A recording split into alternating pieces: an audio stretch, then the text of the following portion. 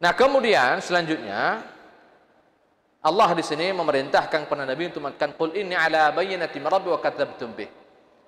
Nah, jadi ini masih dalam dalam konteks Nabi ini mengajak mereka dan masih saling bantah membantah di sini.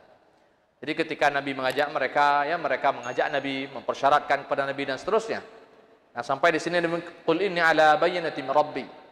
Jadi sesungguhnya aku ini berada di atas bayinah daripada Tuhanku. Nah, jadi Nabi sekarang membandingkan.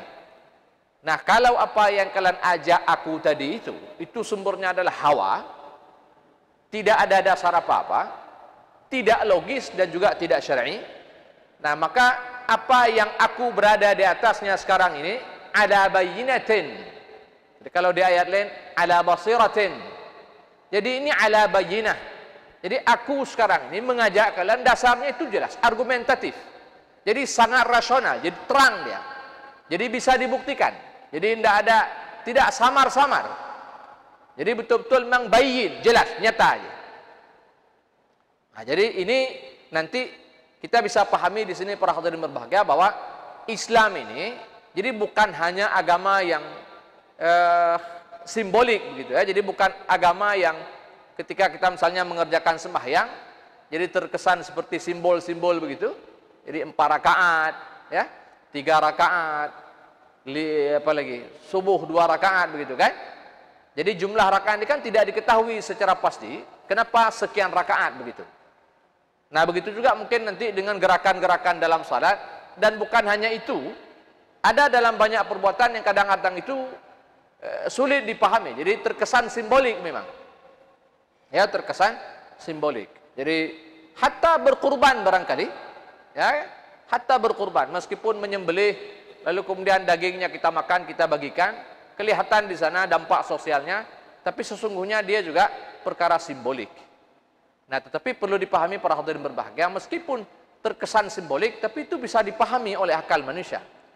Nah, perbuatan yang meskipun itu simbolik, jadi bisa dijelaskan oleh akal sehat. Paling tidak, ya, manusia itu ketika melakukan hal-hal yang sifatnya simbolik di dalam Islam ini, itu diterima oleh jiwa-jiwa mereka. Jadi jiwa ini tidak pernah memberontak ketika melakukan perbuatan-perbuatan yang mungkin akal tidak bisa memahaminya kenapa. Jadi seperti katakan sembahyang misalnya, kan? Atau misalnya yang paling kelihatan simbolnya itu ketika orang berhaji misalnya. Bayangkan orang pergi haji wukuf di Arafah. Dia dua ke di Arafah gede. Dia deh. Duduk saja. Nabi mengatakan al-hajju Arafah, wukuf. Hanya berdiri sesaat saja, dan itu sudah dikatakan ibadah besar di dalam Islam. Orang hanya berdiam di Arafah, sangat simbolik para hadirin. Tidak ada kewajiban berzikir di sana, tidak ada ini, tidak ada itu. Kita hanya menggunakan pakaian tidak berjahit. Orang tawaf 7 kali keliling, yang dikelilingi itu juga bangunan dari batu. Orang keliling bukit Safa dan Marwah 7 kali keliling juga. Orang melempar jamarah 1, 2 dan 3. Semua perbuatannya sangat simbolik. Hana-hana, tidak ada siapa yang bisa memastikan bahwa melempar adalah ini, tawaf adalah ini, sa'i adalah ini, wukuf adalah ini, dan seterusnya. Mabit di Mina, bermalam di sana. Itanya di Mekah hotel ada semua kata ke dalam padang pasir, dalam gunungnya hanya mampu api. Jadi kira-kira begitu. Jadi sangat simbolik. Tapi pada akhirnya para hadirin meskipun perbuatan ini simbolik sifatnya, tapi itu dirasakan begitu nyaman oleh orang yang melakukan. Paling tidak itu ketika akal tidak mampu menjangkau secara rasional. Tapi tidak ada pemberontakan batin di situ. Ini sebagai tanda paling tidak bahwa perbuatan itu memang perbuatan yang diiyakan oleh fitrah manusia. Nah, jadi masalah kemudian kita tidak paham makna daripada simbol-simbol itu bukan urusan dan itu bukan kewajiban seorang muslim atau mukallaf, tidak ada. Nah, itu nomor kesekian. Nah, mungkin hari ini kita tidak paham, barangkali suatu hari nanti kita akan paham. Allah akan berikan kita pemahaman tentang mengapa begini dan seterusnya. Tapi tidak ada batin seseorang yang memberontak ketika dia hadir dalam ruang sembahyang misalnya. Ya, ketika dia ruku, sujud dengan gerakan-gerakan yang kita singgung tadi, kita katakan tidak dipahami secara pasti. Kenapa takbirnya begini, kenapa tahiyatnya begini, dan seterusnya. Tapi tidak ada siapapun orang yang sembahyang lalu kemudian hatinya memberontak karena perbuatan yang sangat simbolik itu. Nah, ketika hati menerima para hadirin, ini menunjukkan bahwa perbuatan itu semuanya itu bersenyawa dengan manusia. Jadinya memang itu memang bahagian daripada kehidupan manusia itu sendiri. Jadi Allah menciptakan manusia memang dengan berbagai macam jadi dia ada aturan hidup yang menyatu dengan manusia itu sendiri. Yang tanpa aturan itu, manusia itu tidak akan pernah sempurna sebagai seorang manusia. Nah, di antara aturan yang menyatu dengan diri manusia, yang tanpa aturan itu manusia tidak akan pernah sempurna sebagai seorang manusia adalah apa? Yang kesembahyang tadi, haji dan lain-lain yang sebahagiannya terkesan sangat simbolik. Tidak dipahami oleh manusia itu. Tapi yakinlah para hadirin berbahagia, ketika manusia dia abai dengan peraturan dan aturan ini, ketika dia hilang daripada dirinya, dia tidak ada sembahyang pada dirinya, tidak ada perbuatan-perbuatan yang simbolik tadi, maka dia akan menjadi separuh daripada manusia. Dia tidak akan pernah menjadi manusia yang utuh. Ada yang hilang daripada dirinya. Tapi ketika manusia ini dia melakukan perbuatan yang simbolik tadi, dia merasa menjadi orang yang utuh, dia merasa sempurna, dia merasa kedamaian dalam hidupnya. Jadi tidak ada pemberontakan batin. Nah, berbeda nanti para hadirin berbahagia ketika orang dahulu, ketika mereka menyembah berhala, ya, itu muncul pemberontakan yang membatin. Jadi dahulu ada seorang jahiliyah itu, ketika dia pergi ke Mekah itu, ya, dia lihat orang-orang sedang menyembah berhala, dan ada berhala yang kebetulan pada waktu itu dikencingi oleh seekor rubah, dan dia dengan penuh sadar mengatakan, Arabun yabulu tha'laban bira'sih, katakan, apakah wajar ya yang dijadikan Tuhan lalu kemudian rubah mengencingi kepalanya? Jadi langsung muncul katanya. Jadi langsung ada semacam kegundahan dalam jiwa ini. Langsung muncul pemberontakan batin. Jadi jiwa bertanya, apakah wajar itu dijadikan sebagai Tuhan? Sementara binatang rubah itu binatang kecil, lebih kecil pada anjing. Tapi bayangkan rubah yang kecil itu mengencingi kepala rubah yang konon mereka menjadikannya sebagai Tuhan. Nah, jadi muncul gejolak batin di sini. Ada suatu penolakan secara batin. Orang tidak terima.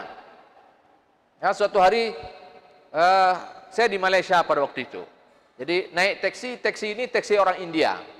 Tapi India ini India Kristen. Kalau India Kristen. Lalu kemudian saya lewat di depan, mungkin bagi yang ke Malaysia sudah sering lah, ya, daerah Selangor, namanya Batu Cave. Batu Cave. Cave itu sebenarnya gua batu, Batu Cave, namanya Batu Cave. Orang panggil di sana Batu Cave. Jadi cave itu maksudnya gua batu, Jadi di depan itu ada patung Buddha besar, patung Hindu besar. Jadi saya tidak tahulah nama patung itu, juga tidak pernah situ, cuma lewat-lewat saja.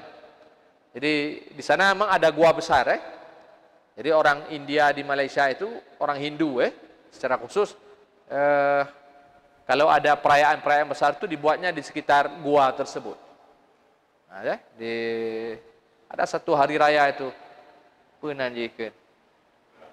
bukan Taipusam. Nah, kalau pernah nanti bisa di search di Google, bisa di YouTube, bisa coba search Taipusam. Jadi hari raya Taipusam, hari raya Taipusam. Jadi mereka punya perayaan memang sampai mereka pakai tusuk-tusuk itu. Jadi mereka buat puasa dulu sebelumnya dan segala macam lah. Jadi itu memang ritualnya orang Hindu, Jadi bisa di sana nanti Taipusam itu dibuat memang itu salah satu hari raya Hindu yang paling besar di Malaysia itu dan paling banyak menarik perhatian para turis itu. Dan itu dilakukan memang di daerah Batu Cave. Nah, poin yang kena terpegang apa? Di situ ada patung besar. Nah, jadi yang saya lucu ini, saya naik taksi bersama orang Kristen, taksinya sopirnya orang Kristen, ya. Lalu lewatlah di situ. Apa dibilang sama India ini? Tengok itu macam ini orang sudah modern, dia orang masih sembah patung. Padahal dia KPC, kan? Maksudnya ini orang ini orang India. Saya kem ku dengar panjang itu aku tadum cium kan. Mati ada takut, Jadi maksudnya dia tunjuk ke sana, ada tulisan, tengok ni, ini orang ini. Dunia sudah modern, apa macam? Dia masih sembah patung. Ini macam kah ini orang? Ini mana bawa ini ya? Tengok kan? Mana bawa ini kepada ibu. Jadi artinya, jadi Kalau dia mau berfikir, memang tidak rasional. Tapi dan ini yang diulang-ulang oleh Allah dalam Al-Quran. Misalnya dulu kita pernah melewati satu ayat, bal nattabi'u ma alfayna li aba'ana awalau kana abum la ya'qiluna syai'aw wa la yahtadun. Jadi apa yang mereka buat itu memang karena ikut tradisi orang tua mereka saja. Walaupun orang tua mereka melakukan itu tanpa dasar pemikiran yang logis dan juga tidak berada di atas petunjuk. Tidak ada apa-apa, memang hawa tadi. Jadi dasarnya kosong saja, nggak ada apa-apa. Dan itu yang membuat orang itu akan bertanya-tanya. Cuman mereka ya, karena nenek mereka juga tidak mau berpikir saja. Jadi orang kalau mau berpikir itu akan menjadi suatu pemberontakan dalam diri seseorang. Jadi orang kalau mau berpikir dia akan mendapatkan Islam itu. Jadi akan mendapatkan keyakinan dan akan mendapatkan kebenaran. Saya kira ini beberapa poin yang Allah sebutkan di belakang. Qul hal yastul a'ma wal basir afala tatafakkarun dan seterusnya. Ya. Kita sudah melewati penjelasan tersebut di beberapa pertemuan yang lalu.